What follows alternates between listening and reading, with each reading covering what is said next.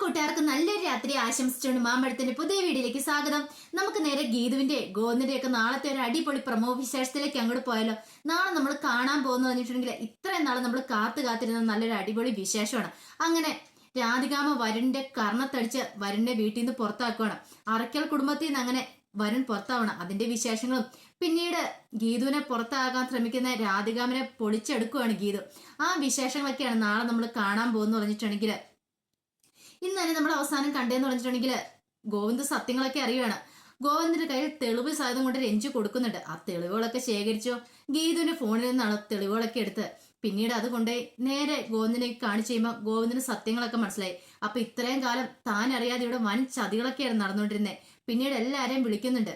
എല്ലാരെയും വിളിച്ചിട്ട് കാര്യങ്ങളൊക്കെ ചോദിച്ചറിയുന്നുണ്ട്. പുതിയ ബിൽഡിങ്ങിന്റെ മെയിൻ്റനൻസിന് വേണ്ടി ഫർണിഷിങ്ങിന് വേണ്ടിയിട്ട് എത്ര രൂപ ചെലവാക്കിയെന്നൊക്കെ ആദ്യം ചോദിക്കുന്ന വിനോദിനോടാണ്. വിനോദിനെ അതിനെ കുറിച്ച് വലിയ ഐഡിയകളൊന്നും ഇല്ലായിരുന്നു. പിന്നീട് സുവർണയോട് വെച്ചപ്പോൾ സുവർണ 1 കോടി എന്ന് പറഞ്ഞു. ഈ 1 കോടി എന്ന് പറഞ്ഞു കഴിഞ്ഞപ്പോഴത്തേനും വരുണൊന്നും ഞെട്ടി. പിന്നീട് സുവർണയോട് ചോദിക്കുന്നുണ്ട് 1 കോടി രൂപ കൊടുത്തോന്ന് ചോദിക്കുന്നുണ്ട്. അതറിയത്തില്ല. ആദ്യം 75 ലക്ഷം പറഞ്ഞ് പിന്നീട് 1 കോടി രൂപയെ കൊടുത്തേന്ന് പറയണം.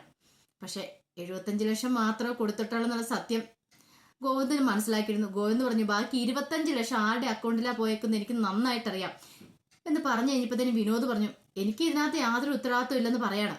വിനോദ് പറഞ്ഞു അങ്ങനെ പറഞ്ഞിട്ട് എന്താ കാര്യം വിനോദേ, നീയാണല്ലോ ഫയലിലെല്ലാം സൈൻ ചെയ്തേക്കെന്ന് പറയണം. പെട്ടെന്ന് പറഞ്ഞു അതെ സുവർണയാണ് ഇതിന്റെ പുറയില്. സുവർണയ്ക്ക് അറിയാം സുവർണയാണ് ഫയലുകളെല്ലാം കൈകാര്യം ചെയ്തതെന്ന് പറയാം. സുവർണ പെട്ടു എന്തായാലും പറയാൻ പറ്റുമോ? പിന്നീട് സുവർണ പറഞ്ഞു അതെ ഞാനല്ല, ഞാൻ വരുൺ സാറിന് വേണ്ടി അതൊക്കെ ചെയ്തേന്ന് പറയാണ്. വരുൺ സാർ പറഞ്ഞിട്ടാന്ന് പറയാ ചെയ്തേ. അല്ല എന്നാലും പറഞ്ഞില്ല. ഈ പൈസ എങ്ങോട്ടാ മാറ്റിയത്? 25 ലക്ഷം രൂപ. ആ 25 ലക്ഷം രൂപ എങ്ങോട്ട് മാറ്റിയെന്ന് എനിക്ക് അറിയണമെന്ന് പറയാം. ആരുടെ അക്കൗണ്ടിലാണ് ചെയ്യുന്നതെന്ന് എനിക്ക് കൃത്യമായിട്ട് അറിയാം. അത് അറിഞ്ഞുകൊണ്ട് തന്നെ സുവർണ ചോദിക്കുന്നതെന്ന് പറയണം. സുവർണ നിന്ന് വെട്ടി വേർക്കുവാണ്. അജാസിനൊക്കെ കാര്യം മനസ്സിലായി. ഈ സമയത്ത് ഗീതു അവിടെ ഇല്ലായിരുന്നു. ആകെപ്പാടെ വിളറി വെളുത്ത് നിൽക്കുവാണ്. വരുണിന് എന്ത് മറുപടി പറയണമെന്ന് അറിയത്തില്ല. പിന്നീട് വരുണിനെ ചൂണ്ടിക്കാണിച്ച് പറയാ ഇവനാണ് ഇവന്റെ അക്കൗണ്ടിലേക്ക് 25 ലക്ഷം പോയത്. ഇനി എനിക്ക് കൂടുതലൊന്നും പറയാനില്ലെന്നും പറയണം. ഇത് കേട്ടതും രാധികാമ്മ ഒന്ന് ഞെട്ടി. രാധികാമ്മ വരുണിനെ ഇങ്ങനെ സൂക്ഷിച്ചു നോക്കണം ആദ്യം കാണുന്നവരെ. മുമ്പേ പറഞ്ഞിട്ടുണ്ട് രാധികാമ്മ ഒരു കാരണവശാലും ഏജിങ് ഗ്രൂപ്പിനെ തകർക്കാൻ നിൽക്കരുത്. കണ്ണന്റെ അധ്വാനത്തിന്റെ ബലമാണത്.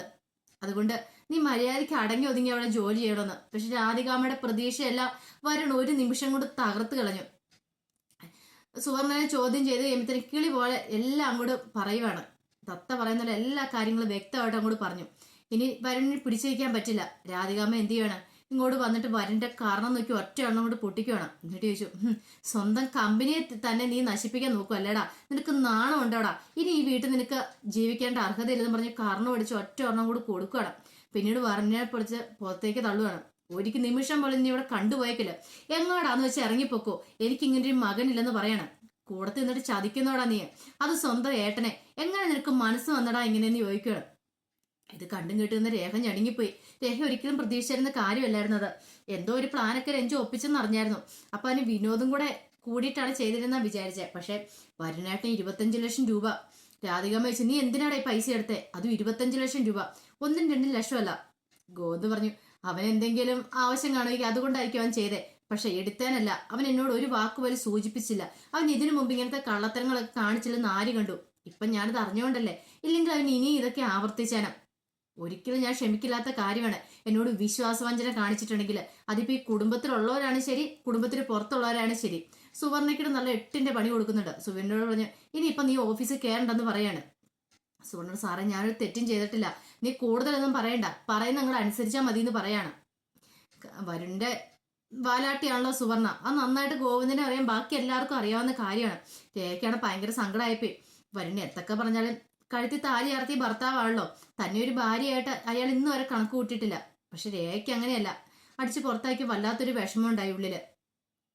പിന്നീട് വരുൺ അങ്ങോട്ട് പുറത്തേക്ക് ഇറങ്ങി പോവാണ്. ഈ സമയത്താണ് അങ്ങോട്ട് ഗീതു ഒന്നും അറിയാതെ ഗീതു കയറി വരുന്നത്. ഗീതു ഉണ്ടായ ഷിബു ഉണ്ടായിരുന്നു. ഷിബു ഗീതിനെ കൊണ്ടുവന്ന് വിടാനായിട്ട് വന്നായിരുന്നു. അങ്ങോട്ട് കയറി വന്നു കഴിഞ്ഞപ്പോഴത്തേനും വരുണിന്റെ മുഖം കിടപ്പ് എന്തോ പന്തികേട് ഗീതുവിന് തോന്നി. വരുൺ പെട്ടെന്ന് അങ്ങോട്ട് ഇറങ്ങി വന്നിട്ട് പറഞ്ഞു നീ അധികകാലം ഈ വീട്ടിൽ വാഴാൻ നീ വിചാരിക്കണ്ടേ. നീ എനിക്കിട്ട് തന്ന പണിക്ക് പകരമായിട്ട് നിനക്കിട്ട് തരാൻ പോകുന്ന ശിക്ഷ എന്താണെന്നറിയോ? നിന്റെ മരണമായിരിക്കും. നീ ചെവിയെ നുള്ളിക്കോളെന്ന് പറയണം. ഗീതുവിന് പെട്ടെന്ന് കാര്യങ്ങളൊന്നും മനസ്സിലായില്ല. എന്താ സംഭവമൊന്നും കിട്ടിയില്ല. പിന്നീട് വരുൺ പറഞ്ഞു നീ അധികകാലം ഇവിടെ വാഴില്ല. നീ എനിക്കിട്ട് പണി തന്നില്ലേ? ഈ വരുൺ ആരാ നീ ശരിക്കും അറിയാൻ പോകുന്നുള്ളൂ. എന്റെ സ്വഭാവം നീ ശരിക്കും കാണാൻ പോകുന്നുള്ളൂ. ഇന്ന് എന്നെ അറയ്ക്കൽ കുടുംബത്തിൽ നിന്ന് ഗോവിന്ദേട്ടൻ പുറത്താക്കിയെങ്കിൽ നാളെ നീ ആയിരിക്കും. പുറത്താവുക മാത്രമല്ല, നീ ഭൂമി പോലും കാണില്ല എന്ന് പറഞ്ഞിട്ട് വെല്ലു വിളിച്ചിട്ട് വരുൺ അങ്ങോട്ട് ഇറങ്ങി പോവാണ്. ഗീതു കഥയറിയാതെ ആട്ടം കാണുന്ന പോലെ ഒരു അവസ്ഥയായിപ്പോയി. ഗീതുവിന് മനസ്സിലായി ഇവിടെ എന്തൊക്കെയോ സംഭവിച്ചിരുന്നു. അങ്ങനെ ഗീതു അങ്ങോട്ട് കയറി ചെന്നപ്പോഴത്തേനും ഹാളിൽ എല്ലാവരും ഉണ്ടായിരുന്നു. പ്രിയെ എല്ലാവരും ഉണ്ടായിരുന്നു ഹാളിൽ. ഈ സമയത്ത് ഗീതുവിന് കാര്യം ഉണ്ടെന്ന് മനസ്സിലായല്ലോ. ഗീതുവിനെ കണ്ടു കഴിഞ്ഞപ്പോഴത്തേനും രേഖ അങ്ങോട്ട് ഓടി വന്നു. രേഖ വന്നിട്ട് കാര്യങ്ങളൊക്കെ പറയുകയാണ്. വരുൺ 25 ലക്ഷം രൂപ അടിച്ചു മാറ്റിയതിനെ കുറിച്ചൊക്കെ. പെട്ടെന്ന് ഗീതു പുറത്ത് ഇതെങ്ങനെ തന്റെ ഫോണിൽ കിടന്ന തെളിവുകളാണ്, ഇതെങ്ങനെ ഗോവിന്ദേട്ടന്റെ കൈകളിലെത്തി? ആ ഒരു ചിന്തയായിരുന്നു ഗീതുവിനുണ്ടായിരുന്നേ. താൻ ഇവിടെ ഫോൺ മറന്നു വെച്ചിട്ട് പോയായിരുന്നു. താൻ ഫോൺ എടുത്തില്ല. ഇനിയിപ്പൊ ആരെങ്കിലും തന്റെ ഫോൺ എടുത്ത് ഗോവിന്ദേട്ടനെ കാണിച്ചാണോ? അതവനിപ്പോ ഗോവിന്ദേട്ടൻ ഫോൺ എടുത്ത് കണ്ടാണോ? ഒരു പക്ഷെ അങ്ങനെയായിരിക്കും. രഞ്ജു വന്ന് ഒരിക്കൽ പോലും ഗീതു പ്രതീക്ഷിച്ചിരുന്നില്ല. തന്റെ ഫോൺ ചിലപ്പോൾ ഗോവിന്ദേട്ടൻ ഓപ്പൺ ആക്കി നോക്കി കാണുമോ? അതായിരിക്കുമോ? അങ്ങനെ ഒരു ചിന്തയൊക്കെ ഉണ്ടാകുന്നുണ്ട്. പക്ഷെ ഗീതുവിന് എന്തുകൊണ്ട് സന്തോഷമായിരുന്നു. വരുണിനെ വീട്ടിൽ നിന്ന് പുറത്താക്കിയല്ലോ. ഇനി ബാക്കി കിടക്കുന്ന രാധികാമേനും കൂടെ ഈ വീട്ടിൽ നിന്ന് പുറത്താകണം എന്നെങ്കിൽ മാത്രം ഇനി തനിക്കൊരു മനസ്സിന് സന്തോഷമല്ല, തനിക്കൊരു ഇതിനൊരു ശാശ്വത പരിഹാരമാകുള്ളൂ. ഈ കുടുംബത്തിലെ മൂദേവിനെ ആദ്യം ഇറക്കി വിടണം. അങ്ങനെ ഒരു ചിന്തയെ ഗീതുവിന്റെ മനസ്സിലേക്ക് ഉണ്ടാകുന്നു പറഞ്ഞിട്ടുണ്ടെങ്കിൽ അതിനുവേണ്ടി ഏതറ്റം വരെ പോകാൻ താൻ തയ്യാറാ. ഇന്ന് വരുണിന്റെ കാര്യത്തിൽ ഒരു തീരുമാനമായി. നാളെ രാധികാമയായിരിക്കും.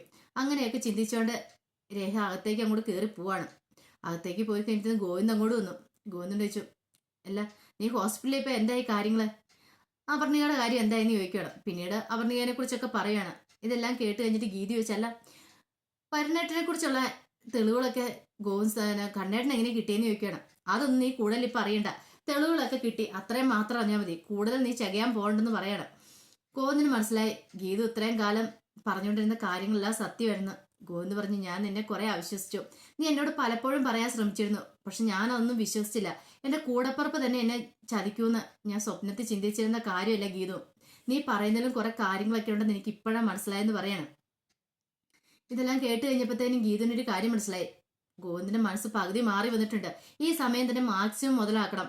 രാധികാമ്മയുടെ കള്ളത്തരങ്ങളോ പൊളിച്ചെടുക്കണം. എങ്കിൽ മാത്രമേ തനിക്കിനി ഇവിടെ പിടിച്ചു നിൽപ്പുള്ളൂ എന്ന് ഗീതു വിചാരിക്കുകയാണ്. പിന്നീട് നേരെ ഗീതു അങ്ങോട്ട് പോകുന്ന സമയത്താണ് രാധികാമ്മ ഇങ്ങോട്ട് വരുന്നത്. രാധികാമ്മ കട്ടക്കലിപ്പിലായിരുന്നു. കാരണം വരുൺ പോയതിന്റെ വരുണിനെതിരെ തെളിവുകൾ ഉണ്ടാക്കിയതപ്പോൾ ഗീതുവാണ്. ഗീതുവിനോടൊപ്പം രേഖയും ചേർന്ന ഒരു വിശ്വാസം രാധികാമ്മയുടെ ഉള്ളിൽ ഉണ്ടായിട്ടുണ്ടായിരുന്നു. അപ്പൊ രേഖയോട് എന്നിട്ട് പറഞ്ഞു, വരുൺ ഇവിടെ ഇല്ല, ഇനിയിപ്പൊ നീ ഇവിടെ അല്ല ജീവിക്കേണ്ടത്. നീ വരുൺ എവിടെ പോയ വരുണിന്റെ ഒപ്പം പോയി ജീവിക്കേണ്ടതെന്ന് പറഞ്ഞു. രേഖ പറഞ്ഞു, അതെങ്ങനെ ശരിയാവുമേ? എനിക്ക് വരുണേട്ടനോട് പോകാൻ പറ്റുമോ? ഞാൻ പോകത്തില്ല, ഞാൻ ഈ വീട് വിട്ട് പോയില്ല എന്ന് പറയണം. പക്ഷെ രാധികാമ്മയ്ക്ക് അത് ഇഷ്ടപ്പെട്ടില്ല. രാധികാമ്മ ഭയങ്കരമായിട്ട് ദേഷ്യപ്പെടുമായിരുന്നു രേഖയോട്. നീ ആ ഗീതുവിന്റെ കൂടെ കൂടിയിട്ട് നീ ചതി ചെയ്തതെന്ന് എനിക്കറിയാം. ഈ ചതി എന്നോട് ഒരിക്കലും എനിക്ക് പൊറുക്കാൻ പറ്റില്ലെന്നും പറഞ്ഞുകൊണ്ട് രേഖയെ ചീത്ത പറഞ്ഞുകൊണ്ടിരിക്കുന്ന സമയത്താണ് ഗീതു അങ്ങോട്ട് വരുന്നത്. ഗീതു കേട്ടത്. ഗീത രാധികാമ്മ അടുത്തേക്ക് എന്നിട്ട് പറഞ്ഞു, രാധികാമ്മയുടെ ഉള്ളിലൊരു തോന്നലുണ്ടായിരിക്കും രാധികാമ്മ ജയിച്ചെന്ന്. ഇതും കൊണ്ട് നിങ്ങളുടെ മോനെ പുറത്തായി കഴിയുമ്പോൾ എല്ലാം നേടിയെന്നൊരു വിചാരം കാണും. അത് വെറുതെയാ. നിങ്ങളുടെ അടവൊക്കെ എനിക്ക് നന്നായിട്ടറിയാം. ഇതിന്റെ പേരില് രേഖേച്ചിനെ ഇവിടുന്ന് ഒരു നിമിഷം പോലും പുറത്താക്കാൻ ഞാൻ സമ്മതിക്കില്ല. രേഖേച്ചി ഇവിടെ തന്നെ നിൽക്കും. ആരുടെയും ആരുടെയും കൂടെ രേഖേച്ചി പോകത്തില്ല. രേഖേച്ചിനെ പുറത്താക്കാൻ ശ്രമിച്ചിട്ടുണ്ടെങ്കിൽ ആദ്യം ഈ വീട്ടിൽ നിന്ന് ഇറങ്ങും നിങ്ങളായിരിക്കും എന്ന് പറയണേ. രാധികാമ്മനെ വെല്ലുവിളിക്കുക ഒരിക്കലും പ്രതീക്ഷിച്ച കാര്യമില്ല രാധിക. ഗീതു ഇത്ര വെല്ലുവിളിക്കണമെങ്കിൽ ഗീതുവിന്റെ കയ്യിൽ ഇനി വേറെ വല്ല തെളിവുകളും ഉണ്ടോ തന്നെ കൊടുക്കാനായിട്ടുള്ള? ആ ഒരു ചിന്ത രാധികാമ്മയുടെ ഉള്ളിൽ ഉണ്ടാകുന്നുണ്ട്. വരുണെ അടിച്ച് പുറത്താക്കിയെങ്കിലും രാധികാമ്മയുടെ ഉള്ളിൽ ഭയങ്കര സങ്കടമായിരുന്നു. സ്വന്തം മോനെയാ, എത്രയെന്ന് പറഞ്ഞാലും പെറ്റമ്മയാണല്ലോ, അതിൻ്റെതായ ഒരു വിഷമം കാണും. പക്ഷെ മോൻ ചെയ്ത അത്ര വൃത്തികെട്ട ആ തരം ഒന്നും രാധികാമ്മ ചിന്തിക്കുന്നും കൂടെ ഇല്ല. ഗോവിന്ദനോട് കാണിച്ച മോശമായിപ്പോയി. എന്നാലും ഈ തെളിവുകളെല്ലാം ഉണ്ടാക്കി കൊടുത്ത ഗീതുവാണ്. അവളെയാണ് ആദ്യം ഇവിടുന്ന് അടിച്ചു പുറത്താക്കട്ടെ. അവളെ ആദ്യം ഇല്ലായ്മ ചെയ്താൽ മാത്രം ഇനിയിപ്പം ഈ അറക്കൽ കുടുംബത്തിൽ തനിക്ക് പോലും പിടിച്ചുപോളുന്ന സത്യം രാധികാമ്മ തിരിച്ചറിയുമായിരുന്നു. അപ്പൊ അതിനു വേണ്ടിയിട്ടുള്ള കാര്യങ്ങളൊക്കെ രാധികാമ്മ ചെയ്യാൻ തുടങ്ങുവാണ്. ഇനി ഗീതു ഈ ഭൂമിക്ക് മേലെ കാണരുത്, അതിന് വേണ്ടിയിട്ടുള്ള കാര്യങ്ങളാ ചെയ്യാൻ പോകുന്നത്. അപ്പൊ അതിന്റെ വിശേഷങ്ങളാ കാണാൻ പോകുന്നത്. പക്ഷെ രാധികാമ്മ ഇനി എന്തൊക്കെ കാണും തലയും കുത്തി മറിഞ്ഞാലും ഇനി ഒരു ഗീതുവിന്റെ മുമ്പിൽ, അതായത് ഗീതുവിനൊപ്പം തന്നെ സംരക്ഷണ വലയം കാണും. അത് ഗോവിന്ദിന്റെ ആയിരിക്കും. ഗോവിന്ദ് പകുതി സത്യങ്ങളൊക്കെ തിരിച്ചറിഞ്ഞു. ഇനിയിപ്പം ഗീതുവിനെ സംരക്ഷിച്ച് ഗോവിന്ദ് ഒപ്പം തന്നെ നിൽക്കും. അതിന്റെ വിശേഷങ്ങളൊക്കെയാണ് നമ്മൾ കാണാൻ പോകുന്നു പറഞ്ഞിട്ടുണ്ടെങ്കിൽ ആ വിശേഷങ്ങൾക്കായി നമുക്ക് എല്ലാവർക്കും കാത്തിരിക്കാം കേട്ടോ. വീഡിയോ ഇഷ്ടപ്പെട്ടെങ്കിൽ എല്ലാവരും ലൈക്ക് ചെയ്യണം കേട്ടോ. ഒരിക്കൽ കൂടി എല്ലാവർക്കും നല്ലൊരു രാത്രി ആശംസിച്ചാണ് നിർത്തുന്നു. നന്ദി.